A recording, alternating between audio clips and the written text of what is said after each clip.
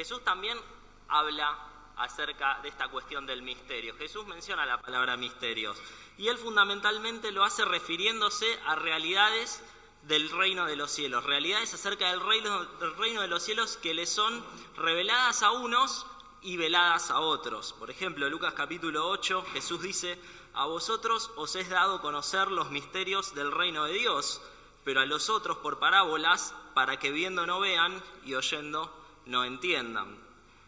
Ahora, Pablo es sin duda alguna en la Biblia el que lleva la palabra misterio a otro nivel.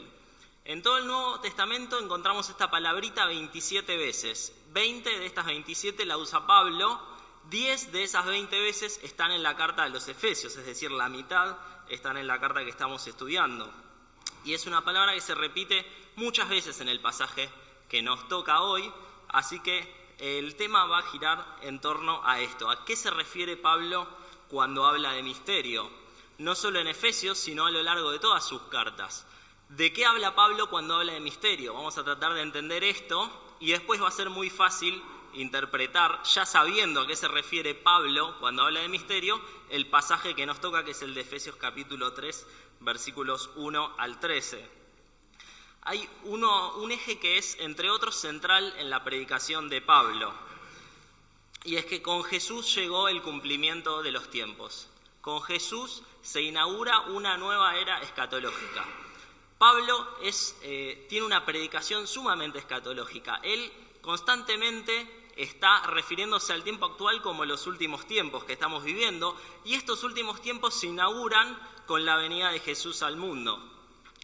Cuando Jesús viene a esta tierra, cuando Dios se hace hombre en la persona de Jesús, se inaugura el final, o comienza, mejor dicho, la consumación del plan eterno de Dios. Ya se consuma, no, pero comienza ese camino que nos lleva hacia la consumación del plan eterno de Dios.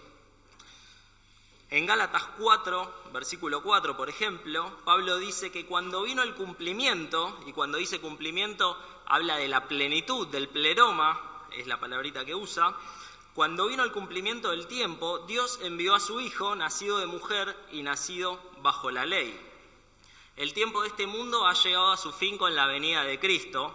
El nacimiento de Jesús marcó el comienzo de la consumación del plan eterno de Dios, tajante a la humanidad. Y a esta realidad de que estamos en el último tiempo y de que este último tiempo escatológico se inaugura a partir de Jesús, Pablo relaciona la palabra misterio.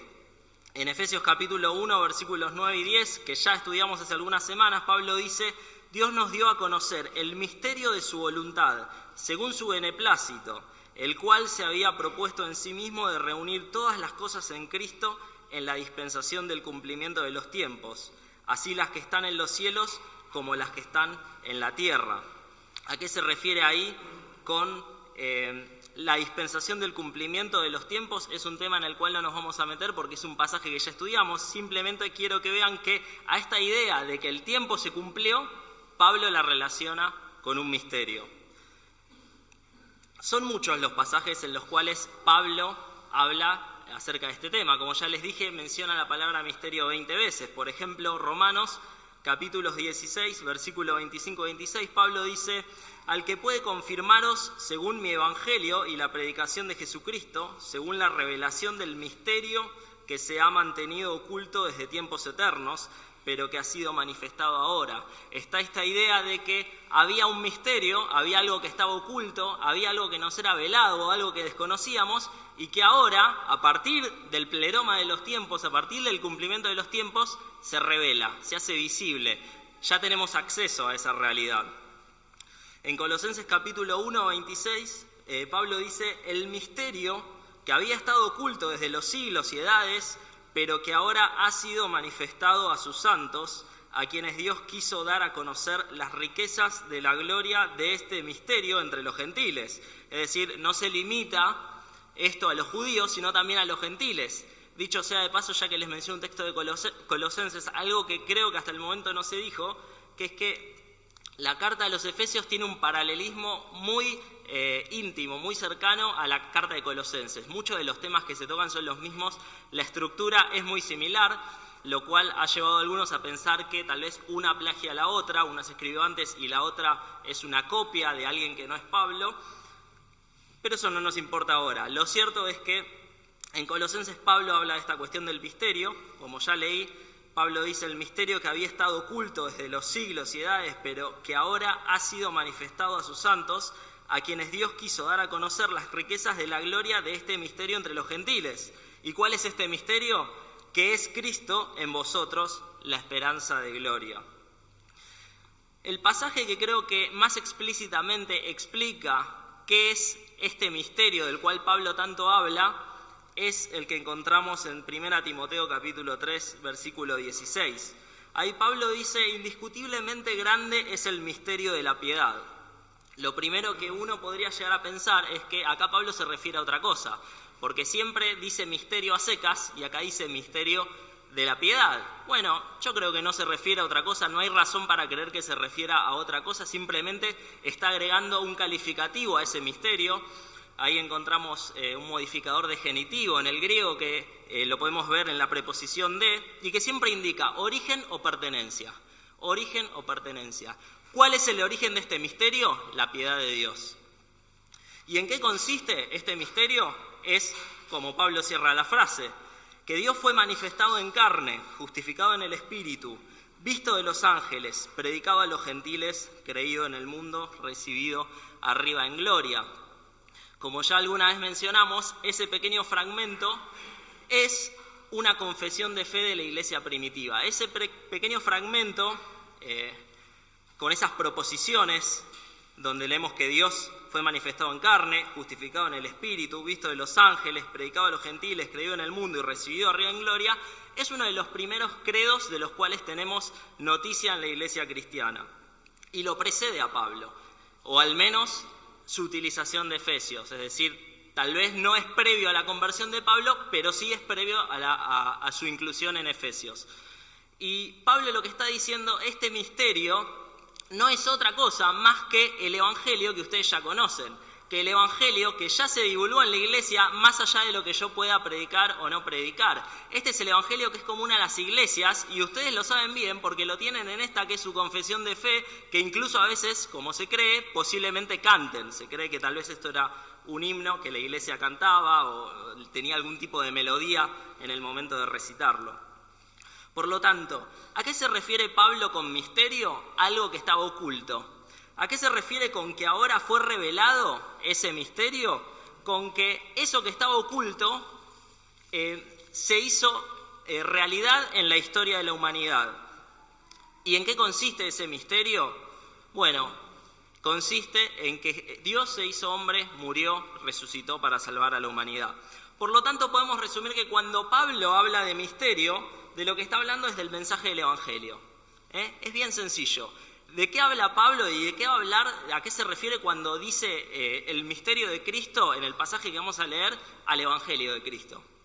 El plan de salvación de Dios para la humanidad. Lo cantamos a veces, ¿verdad? Hondo misterio, el inmortal hacerse hombre para sucumbir, con una sintaxis bastante particular y plagada de licencias poéticas. Ahí lo explica bastante bien. Básicamente este misterio consiste en que Dios se hizo hombre para morir. El misterio de Cristo consiste en que Dios se hizo hombre para morir. Es así que entendiendo ya a qué se refiere Pablo cuando habla de misterio, vamos a leer el pasaje que nos toca. Y lo vamos a hacer dividiéndolo en tres pequeñas secciones. La primera de ellas nos habla acerca de las consecuencias del misterio. Las consecuencias de este misterio. Recuerden, misterio sería sinónimo a evangelio, pero en este caso, como Pablo habla de misterio, lo vamos a llamar misterio. Las consecuencias del misterio, versículos 1 al 7 del capítulo 3. Dice: por esta causa yo, Pablo, prisionero de Cristo Jesús por vosotros los gentiles, si es que habéis oído de la administración de la gracia de Dios que me fue dada para con vosotros, y ahí lo que se tiene que leer en ese condicional, como muchas otras veces, es ya que habéis oído, da por sentado, no está poniendo en duda, sino que está dando por sentado que habían oído de la administración de la gracia de Dios que me fue dada para con vosotros. que por revelación me fue declarado el misterio, como antes lo he escrito brevemente, leyendo lo cual podéis entender cuál sea mi conocimiento en el misterio de Cristo, misterio que en otras generaciones no se dio a conocer a los hijos de los hombres, como ahora es revelado a sus santos apóstoles y profetas por el Espíritu, que los gentiles son coherederos y miembros del mismo cuerpo y copartícipes de la promesa en Cristo Jesús por medio del Evangelio, del cual yo fui hecho ministro por el don de la gracia de Dios que me ha sido dado según la operación de su poder. Varias cosas podemos mencionar y varias cosas podríamos mencionar que no vamos a mencionar seguramente, pero algunas que me llaman la atención y que quisiera resaltar. En primer lugar, Pablo se define como prisionero. Pablo estaba preso a causa del Evangelio de Cristo. Hay distintas interpretaciones ahí, pero tal vez la más natural sea entender que Pablo está preso por predicar el Evangelio de Cristo, por predicar el misterio de Cristo. Pablo estaba pagando un alto precio por su fe. Pablo estaba pagando el precio del seguimiento a Cristo.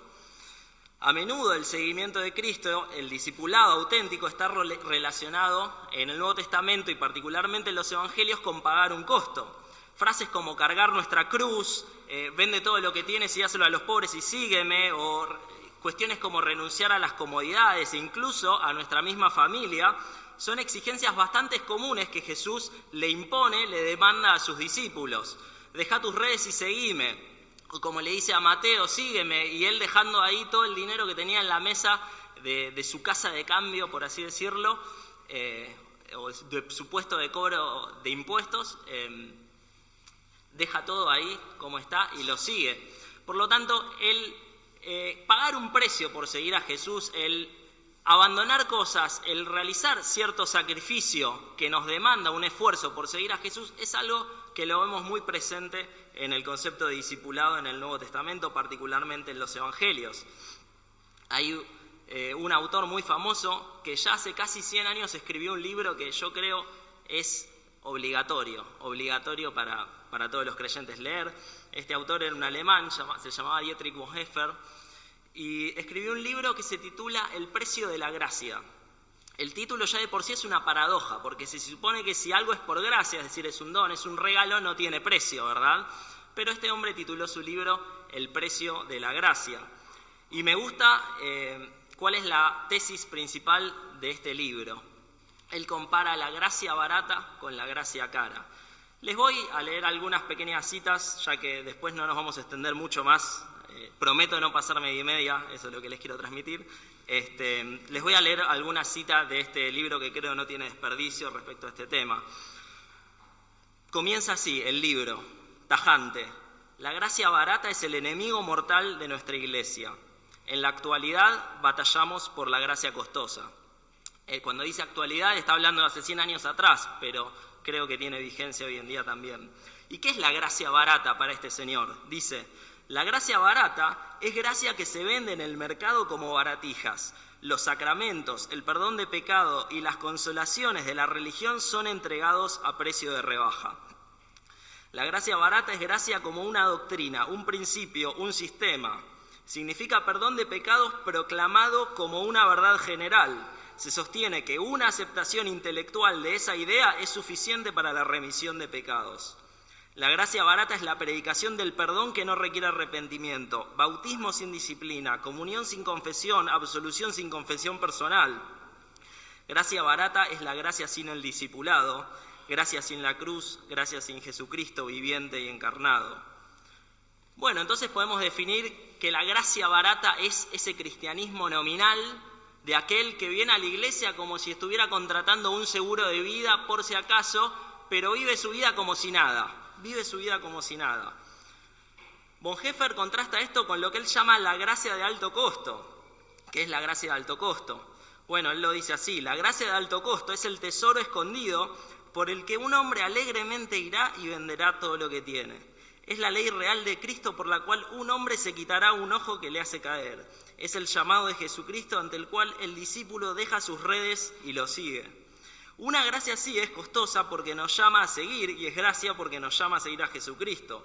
costosa porque condena el pecado y gracia porque justifica al pecador. Pero por sobre todas las cosas es costosa porque le costó a Dios la vida de su Hijo. Y concluye diciendo, y lo que le costó a Dios no puede ser barato para nosotros. Pablo entendió la gracia costosa de seguir a Jesús. Él entendió que tenía que pagar el precio del seguimiento y él estaba preso por predicar el misterio de Cristo, por predicar el misterio, el evangelio de Jesucristo. Pablo estaba pagando el precio de la gracia de alto costo, el precio de seguir a Jesús, de ser un discípulo de Jesús. Ahora, luego Pablo, de definirse como prisionero de Jesucristo, dice que él es administrador. Él es un administrador del misterio. Y este término, cuando hablamos en el contexto de la Biblia, no lo podemos desligar de la idea de mayordomía, ¿verdad? El mayordomo es aquel que administra aquello que le es concedido en comodato, por así decirlo. El principio bíblico preponderante, creo yo, acerca de esta idea en la Biblia es la parábola que encontramos en Mateo capítulo 25, que es la parábola de los talentos, donde vemos claramente como un señor a sus siervos, a quienes podríamos llamar mayordomos, les da algo para administrar y luego demanda cuentas de qué es lo que se hizo con eso que dio para administrar. Todas nuestras vidas se nos es dada para que la administremos, ¿verdad? Nuestro tiempo, nuestro dinero, nuestras familias, absolutamente todo. Y acá Pablo puntualmente pone su énfasis en el mensaje del Evangelio. El mensaje del Evangelio nos es dado para que lo administremos. ¿Cómo lo administramos? ¿Lo guardamos, lo enterramos o lo hacemos fructificar? Esa es la idea. Fundamentalmente, y creo que hay que tener en cuenta, como decíamos, que Dios demandará cuentas por qué es lo que hicimos al administrar este mensaje del misterio de Cristo. En tercer lugar, Pablo enumera algunos beneficios del misterio de Cristo, y esto tiene que ver fundamentalmente con los gentiles, es decir, con todas las naciones que no son el pueblo de Israel, como leímos el jueves pasado y también el pasaje que nos faltó leer. Pablo ahí pone mucho énfasis en que ahora tanto gentiles como judíos son un solo cuerpo, hay una unidad ahí, ya no hay esa división que había, ese aborrecimiento que había de un grupo para el otro, no, ahí hay unidad. Y Pablo dice que tanto gentiles como judíos son coherederos de este misterio. Este misterio del Dios de los judíos, que estaba oculto y que se revela ahora, ya no es exclusividad de los judíos, sino que son coherederos, es decir, tienen una misma herencia. Y si tienen una misma herencia es porque tienen un mismo padre, porque dos hermanos reciben la misma herencia del padre. Pablo dice también que son miembros de un mismo cuerpo, esto es la iglesia. Y finalmente que son los gentiles participantes, tanto como los judíos, de la promesa. Y esto podemos pensar en todas aquellas promesas de bendición que se dan en el Antiguo Testamento. Pienso particularmente en, por ejemplo, el pacto de Dios con Abraham, que sobre su simiente todas las naciones serían bendecidas. Bueno, ese alcance universal, no hay que confundir siempre el propósito de Dios para Israel y para la iglesia, eso quiero que quede claro. Hay maldiciones que son puntualmente para Israel y bendiciones que son puntualmente para Israel, pero está claro que en las promesas de Dios y en sus pactos con el pueblo de Israel se ve un impacto universal, un impacto que cubriría a todas las naciones de bendiciones, y en ese sentido se refiere Pablo a ser participantes de la promesa.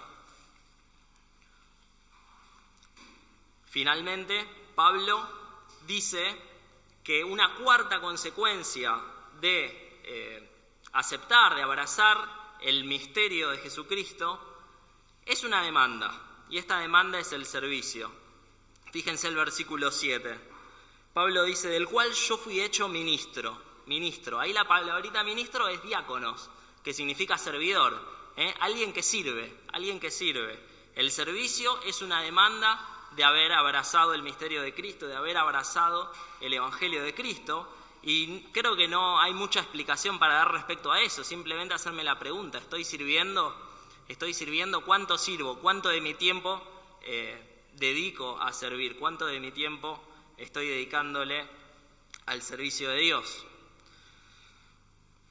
Una segunda sección la encontramos en los versículos 8 al 11, y tiene que ver con la proclamación de este misterio. Vamos a leerlos. Versículo 8 dice: a mí, que soy menos que el más pequeño de todos los santos, me fue dada esta gracia de anunciar entre los gentiles el evangelio de las inescrutables riquezas de Cristo, y de aclarar a todos cuál sea la dispensación del misterio escondido desde los siglos en Dios, que creó todas las cosas, para que la multiforme sabiduría de Dios sea ahora dada a conocer por medio de la Iglesia a los principados y potestades en los lugares celestiales, conforme al propósito eterno que hizo en Cristo Jesús nuestro Señor. Hay tres cositas que Pablo menciona, fundamentalmente relacionadas a la proclamación del misterio de Cristo. En primer lugar, ¿en qué consiste esta proclamación? En predicar las riquezas de Cristo, en hacer entender el misterio de Cristo. Y finalmente la tercera es el resultado de esas dos cosas, dar a conocer la sabiduría de Dios. Dios encomienda esta tarea a la iglesia. Dios no le encomienda esta tarea al otro, me la encomienda a mí, porque yo soy parte de la iglesia, porque la iglesia es la conjunción de todos los creyentes. La tarea de proclamar el misterio, es decir, el evangelio de Cristo, es encomendada a cada uno de nosotros y no podemos hacer vista ciega y oídos sordos respecto a esta tarea. Ahora, fíjense que les decía que tanto predicar las riquezas de Cristo como hacer entender el misterio de Cristo, que podemos sintetizarlo como anunciar el evangelio, lleva a un resultado, que es dar a conocer la sabiduría de Dios. ¿A quiénes? Dice Pablo, a los principados y potestades. ¿Qué son los principados y potestades? Entes espirituales, ángeles, seres del mundo espiritual. Fíjense, por ejemplo, Colosenses, capítulo 2, versículo 15, despojando a los principados y potestades, dice, los exhibió públicamente, triunfando sobre ellos en la cruz del Calvario, ¿verdad? Ahí se está refiriendo a ángeles claramente caídos, entes espirituales servidores del mal. En este caso, la mayoría de los comentaristas creen que se refiere a seres angélicos, servidores de Dios, no caídos. La verdad es que no creo que haya mucho de qué agarrarse para adoptar ninguna postura al respecto. Pero bueno, ahí está. El anunciamiento del evangelio por parte de la iglesia produce que sea anunciado o produce que sea glorificado Dios, Jesucristo, en un ámbito celestial, en un ámbito espiritual, en el ámbito de los principados y las potestades. Ahora, todas estas cosas que se vienen mencionando debieran constituir la vida cotidiana del creyente, ¿verdad? Pagar el precio del seguimiento, del discipulado, el servicio, la proclamación evangélica, la correcta administración de nuestras vidas y particularmente del mensaje del evangelio, y una vida que busca satisfacer esas demandas divinas, a veces puede llegar a encontrarse con ciertas adversidades. Y es por eso que Pablo introduce ahí la tercera sección, que va de los versículos 12 al 13, y que los invito a que leamos ya para terminar. Dice: en quien tenemos seguridad y acceso con confianza por medio de la fe en Él, por lo cual pido que no desmayéis a causa de mis tribulaciones por vosotros, las cuales son vuestra gloria. Pablo les dice: no desmayen. Y ahí esa palabrita literalmente significa desfallecer, desanimarse. No se desanimen frente a los problemas, no se desanimen frente, puntualmente en este caso, a que yo estoy preso. Porque Pablo se gozaba en esta situación. Fíjense cómo le escribe a los Colosenses, capítulo 1, versículo 24, yo se los leo. Dice: ahora me gozo en lo que padezco por vosotros y cumplo en mi carne lo que falta de las aflicciones de Cristo por su cuerpo, que es la iglesia. Pablo no se alegraba por el sufrimiento en sí, no es que lo ponía contento que lo azoten, no lo ponía contento naufragar en medio del mar, no lo ponía contento de estar preso. A Pablo lo que le alegraba, lo que le ponía contento, lo que lo llenaba de gozo, es que ese sufrimiento traía un fruto, traía un resultado, y ese resultado era la edificación de la iglesia. a veces en pos de la edificación del cuerpo de Cristo, que es la iglesia, tenemos que padecer algunas cosas, hacer cosas que tal vez no nos gustan tanto, renunciar al tiempo libre que quizás nos gustaría disfrutar para nosotros mismos, muchas cosas que tal vez no las elegiríamos, pero que son necesarias. Y hay que alegrarse en esas cosas también, porque son para la edificación del cuerpo de Cristo. Esa es la idea fundamental. No alegrarse simplemente en el sufrimiento porque sí, sino porque es un medio para la edificación del cuerpo de Cristo, o una consecuencia de que el cuerpo de Cristo está siendo edificado. ¿Y cuál es el recurso con el cual contamos? ¿Cuál es el efecto que el misterio de Cristo, el Evangelio de Cristo, produce en las vidas de los creyentes para afrontar estas situaciones adversas? Bueno, Pablo menciona dos cosas: seguridad y acceso en confianza por medio de Cristo.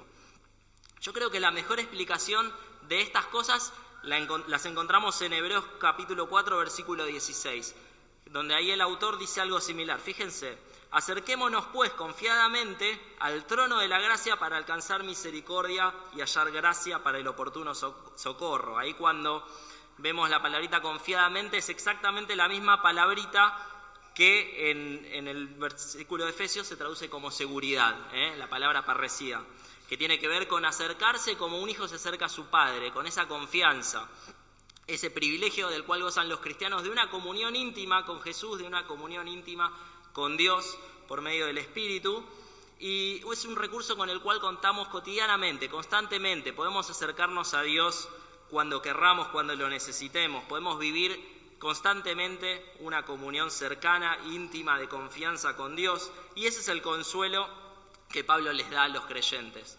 No se aflijan, no desfallezcan, no desmayen, sino entiendan que ustedes pueden acceder con confianza al trono de Dios. Por lo tanto, y ya cerrando, sumarizando a modo de conclusión, repasamos algunas de las cosas que estuvimos diciendo.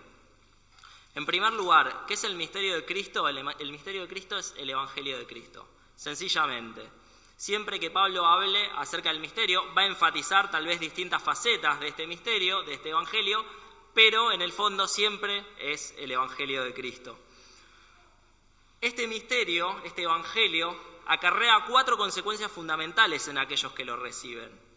En primer lugar, que aquellos que reciben el Evangelio de Cristo tienen que pagar el precio del seguimiento. Como decía aquel autor que les mencioné, lo que le costó caro a Dios no nos puede salir barato a nosotros. En segundo lugar, la segunda consecuencia es relativa a la mayordomía, a la administración, particularmente en este caso del Evangelio, entendiendo que vamos a ser llamados a rendir cuentas por qué es lo que hicimos con eso que estábamos administrando. En tercer lugar, entender que somos participantes de la promesa de bendición que Dios dio en el Antiguo Testamento. En cuarto lugar, se nos demanda una vida de servicio. Se nos demanda, no es opcional, se nos demanda una vida de servicio. Luego hablamos de que la proclamación del Evangelio, del misterio de Cristo, es una tarea encomendada a los creyentes, es decir, a todos los creyentes, a vos y a mí.